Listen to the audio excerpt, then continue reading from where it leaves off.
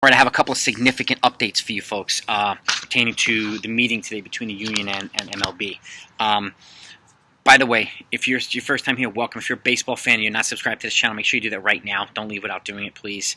And especially if you want to know what's going on with the lockout, and if you want every piece of breaking news once this lockout ends, you're going to get it here. So make sure you do that, and make sure you hit the bell icon. It's also really helpful to the channel's growth and shares it amongst the broader community, and it's much greatly appreciated. So with that, the MLB Players Union has now scrapped their age-based free agency system, meaning it's going to stay remaining 6 years to get to free agency once you get to pre-arb. So 3 years of pre-arbitration, 3 years of arbitration. But they're still working to see what MLB or the owner's appetite is to maybe shorten pre-arb by a year. But as of right now, that hasn't happened. But they've scrapped that. That's a huge concession by the union.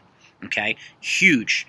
Okay? And they also revised the proposal to alter revenue sharing between the teams. So MLB was was a hard no, and the owners were a hard no on that one as well. So personally, I'm not a fan of the revenue sharing where the small market teams don't invest the money that they get in player development or in roster or payroll.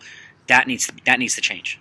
I'm very adamant about that one, but again, I'm not in that negotiating room either. So, but the other thing, they pretty much officially rejected everything that the owners proposed 2 weeks ago today as well. So they rejected that. They made some concessions. So, as much as they actually took, in my opinion, bigger steps than the owners took a couple of weeks ago. So this should really, really motivate the owners to make a couple concessions here and get something done.